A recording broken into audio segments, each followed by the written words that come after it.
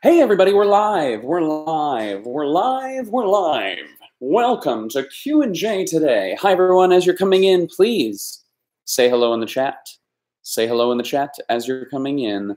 As you're coming in, say hello in the chat. Hey, if you're coming in right now, like if you're entering this zone, just say hello in the chat. Oh, anyway, as always, I want to give a couple minutes for everyone to come in, make sure that everything is working. Good things happening. Looks like people are coming in. That's good. Hold on. Sorry, my volume on my computer was up. We had a little echo issue, but we're good now. All right. Hello, everyone. Welcome, welcome, welcome, welcome, welcome. As you're coming in, please, sorry, I'm putting my socks on. Please say hello in the chat. Let me know if you're here for the first time. Also, what do I want to know today? Guess my favorite color today. Guess my favorite color, and also tell me what is your favorite color. As you're coming in, introduce yourself in the chat by giving me your favorite color and trying to guess my favorite color. And let me know, as Rachel Ann Morada just did, if you're here for the first time. Hi, Rachel. So glad you're here. Andrea De Leon is here for the second time, which is pretty awesome. All right. Let's see. Devin Christensen says blue. That is incorrect.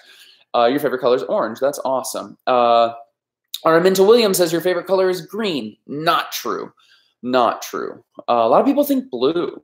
That is definitely the color that I wear the most. However, that is not my favorite color. Yours is white. Mine is lime. White is not my favorite color. White is Sweet Bear's favorite color, though. Araminta Williams, purple. Nope. Beth Mullen, red. Nope. Rachel, black. Nope. Actually, Sweet Bear's is either white or like a blush. Let's see. I think one person got it right. Tanya got it right. Where is she? Yep, yellow. Yellow is actually my favorite color, which is strange because I almost never wear yellow. I have like a yellow shirt, but yellow is absolutely my favorite color. Shouts to you, Tanya, for getting it right. Also, Karen Jacob and Sarah George. Araminta got it on her second guess. That's awesome. Hello, everyone, and welcome to Q&J Today. This is the show where I hop on for just a few minutes to answer your most pressing and important questions. So as we're getting started, please start throwing questions for me over in the chat. As always, I do not promise to have all the answers, but I do promise to be honest with you all as much as I can. I am getting ready right now to leave the house in probably about 20 minutes. So I am only going to be on here for about 15 minutes today, but I want to answer as many of your questions as possible, whether they be personal questions, biblical questions, spiritual questions, whatever it is. Throw them in the chat right now. As always, I want to let you all know that we are brought to you by the Super Chat. The Super Chat is a really cool feature. It's available in many different areas, maybe not in your area, but really what it is, it's located just under where you type something into the chat. There's a little dollar symbol. You click that, you put in $1, $2, $10, however you're able. It highlights your question in the chat, guarantees that I will answer your question, but also every dollar that is given in the Super Chat today, it goes towards this channel. It goes towards this ministry. It helps me continue to make these videos, Bible study videos, spoken word videos. It helps me continue to be able to spread the good news of Jesus on this platform of YouTube. And so if you are willing, if you're able today to give just $1, $2 in the Super Chat, I would very much appreciate it. All right, now that all that's out of the way, as always, let's get down to business. To defeat the Huns, let's answer some questions. So I saw one earlier that I wanted to tackle from Taylor Medrano. Taylor says, I was at Together 2018. Did you like it? So for those of you who don't know, this past week I was at Together 2018. Together, it was this giant, big, old outdoor concert at Texas Motor Speedway with like a whole bunch of really big famous Christian names there. Hillsong was there. Francis Chan was there. Rich Wilkerson Jr., Jesus Culture. So many people in bands Lecrae was there. And I was there doing some behind the scenes work, actually, doing some video work and some photo work for one of the vendors for the event planning company that sort of coordinated the whole event. But because of that, I sort of had an all access pass, and I got to sort of walk around and see the whole event sort of from start till almost finish. And I really enjoyed myself. I think being at that event, and I posted something about this on Instagram, but I was at that event as someone working behind the scenes. I wasn't where I normally am, which is on stage, but I was watching. I had the opportunity to see all of the hard work that is put in to building and creating a stage that one day I would hope to stand on. And as an artist, as someone who is usually on stage, you generally kind of show up and everything's ready and they tell you where to stand and you do your thing and then you leave. And most artists, myself included, don't really give much thought into how much work and how much prayer and how much planning is actually put in to creating this event that you are speaking at. And so many artists, including myself, they're just not necessarily aware of that. And having that opportunity to go and to spend time watching that entire process happen, watching hundreds of people working through the rain and in the mud to build a stage, watching the late nights that people spend to make sure that the artist's green room is set up, like the countless hours and energy that are put in, I will never, ever, ever again, I hope, take for granted the work that was put in to create a platform on which that I might speak. And so that was really, really valuable. So like that was more important to me than any one person that I met.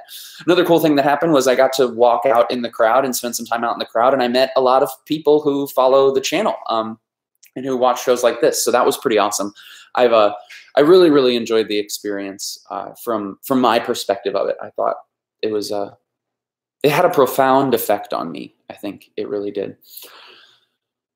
All right. Let's see. Kyle R. says, John, do you think it's okay for a pastor to be traveling and constantly speaking all over the world, but not take enough time to be in their own church? That's a great question, Kyle. I grew up at a church, a large mega church, where the pastor was, you know, a best-selling author and a pretty famous person, and he traveled around a lot. And I think when you said in your question, not take enough time to be at their home church, that's a difficult line to draw, because what you as a congregant might think of as they're not spending enough time might be very different than what that pastor might think is spending enough or not enough time, which is also maybe a little different than what the elders think. And so there's really no, like, I don't think there's necessarily a set amount of weeks or time that a pastor should or shouldn't be spending at their home church versus doing ministry around the world. I think that is something that we as congregants have to trust the leadership of our churches to keep our pastors accountable to that. And that's something that I saw in the church that I grew up going to. There was this sort of constant communication between the elders and the congregation and the pastor. And he hit a point where he said, I haven't been around enough. I'm going to turn off travel for the next year to really dig in here again. And so if that's something that maybe you're asking that question because it's something you feel at your church, I would bring it up. I would bring it up to the elders. I would bring it up to the board or whoever sort of runs your church. If you're feeling that your pastor just isn't around enough, I would bring it up because that is feedback that I'm sure they would be hungry to receive and hungry to hear, especially if you come at it from a humble place.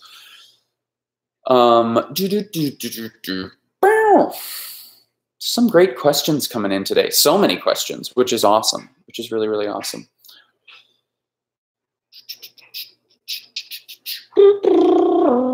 Okay.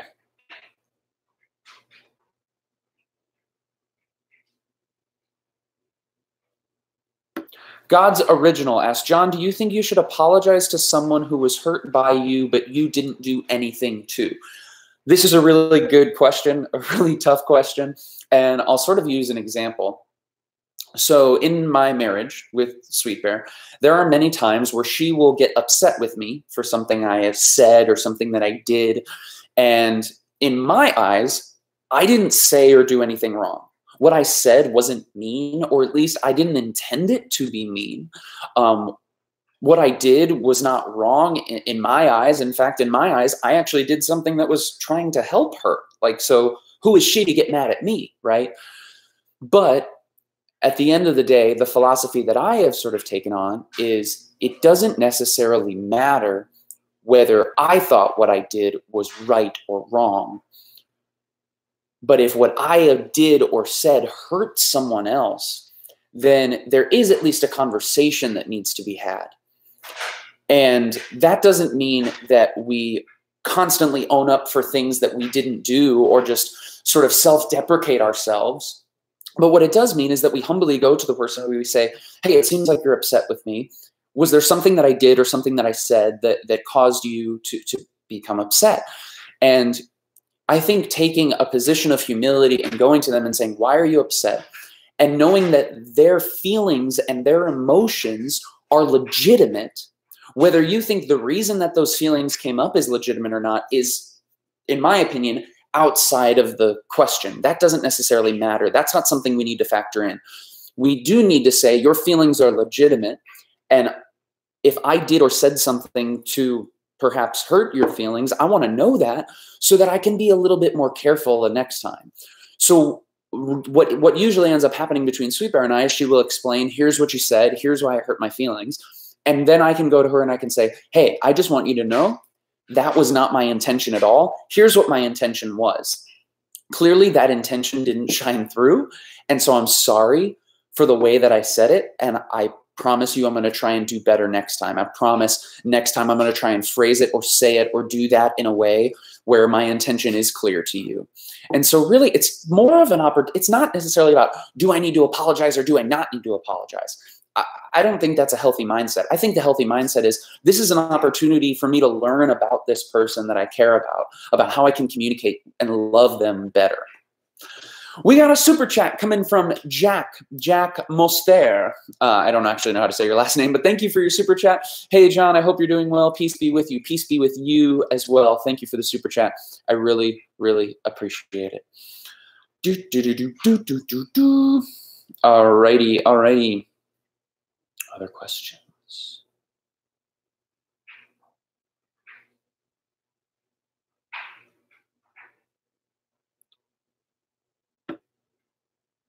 Mabali asks, how do you deal with anger when you're constantly being treated unfair but aren't being hypocritical? I've tried being patient, but it's so hard because I know that what God says about anger. So one thing, and this is actually something that I have misunderstood for a long time, is that anger is not a sin. I don't believe that anger is a sin. Anger in and of itself is not a sin. Jesus got angry. We saw Jesus had what's called righteous anger. He saw that people were not living or acting as God created or would will them to, and Jesus got angry. He was flipping tables out there.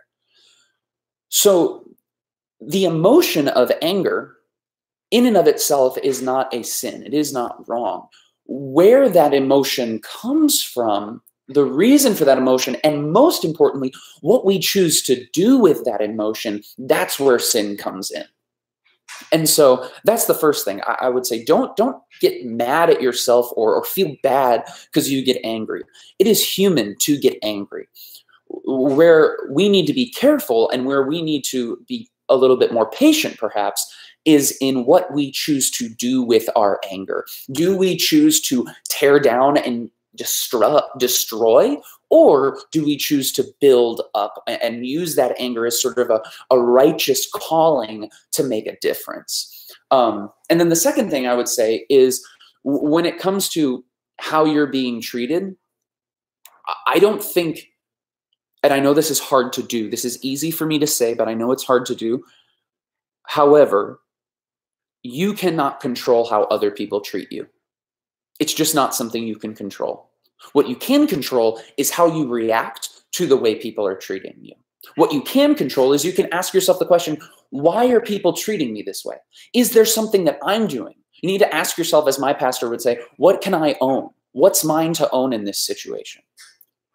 Again, we're going back to like this. It wasn't my intention for them to feel that way, but for some reason, they're treating me like I'm a hypocrite. Why is that? Is there something that I'm doing that perhaps seems hypocritical? Is there a clarification I need to make with these people? So rather than becoming instantly frustrated and saying, oh, people are treating me unfairly, people are treating me wrong, you can't control those things. So instead, I would encourage people to actually look inward and say, well, what is there for me to own here? What can I learn about myself? What changes can I make to perhaps make who I am a little bit more clear to these people and make my intentions a little bit more clear? Maddie Blake says, can you help me understand about self-worth? So I have a video on this. You can search self-worth, John Jorgensen, or, self-image, John Jorgensen. I have a couple videos on this, but one, it was a recent one in my Coffee Time series. And I encourage you, Maddie, go and watch that. Anyone who struggles with self-worth or self-confidence, I think the video is called Learning to Love Yourself. And so go and watch that video, but I will also say, make sure the sort of crux truth of that video is that I believe that your self-worth comes from your divine worth. Your self-worth should come from your divine worth. Your self-worth doesn't come from your possessions or how much money you have or how many friends you have or your status or what people say about me, or how many people encourage me, or how consistently I go to church, or how well I know the Bible. Your self-worth doesn't come from any of those things. Your self-worth comes, or should come, from your divine worth, from the fact that the God of the universe took time to craft and create you individually, just as you are. He created you as a fearfully and wonderfully and beautifully made creation. The God of the universe did that for you. And that's where your worth comes from. And the God of the universe saw you in rebellion against who he created you to be, his child. He saw you in your rebellion. He saw you sinning. And he said, I want to send my one and only son to pay the price for that person because I love them that much. That is the place where our self-worth comes from. Our self-worth doesn't come from anything that we can get or receive or gain in this world. Our self-worth comes only from the fact that our Heavenly Father, by the way he created us, by the way he saved us, and by the way he continues to work in our lives by the power of his Holy Spirit, that's where our self-worth comes from. That our Father loves us that much. That's my opinion. Yeah, and Maddie's saying, I got out of a bad relationship and I feel worthless. Once again, Maddie, like your self-worth doesn't come from how a boyfriend or how a friend treats you. That's not, I know it's really difficult because we put so much of ourselves in that person and we care for that person so much. Like what Sweet Bear feels or thinks or says about me means so much to me. Like she can ruin my day if she says a hurtful thing about me. But at the end of the day, my worth as a person doesn't even come from what my wife says or thinks about me. Like that's how deep this goes. And so just know that like your worth, Maddie and everyone else out there, your worth does not come from and should not come from how any other human being might treat you. No matter how much you love that human being, no matter how much that human being says they love you, your worth comes from only one place, and it is from God. It's from your Heavenly Father. So, all right, friends, I think that's a good note to end on. That's all the time I have for today. Thank you all for coming and watching and asking questions. Thank you to those who gave in the super chat. I so appreciate it. I hope we have some time tomorrow to talk. This has been really fun. I hope you've been encouraged by one of these answers. Just know that I really do love you all, and I'm praying for you, and I hope you have a great rest of your Monday. I love you all. Keep being awesome. Bye, friends.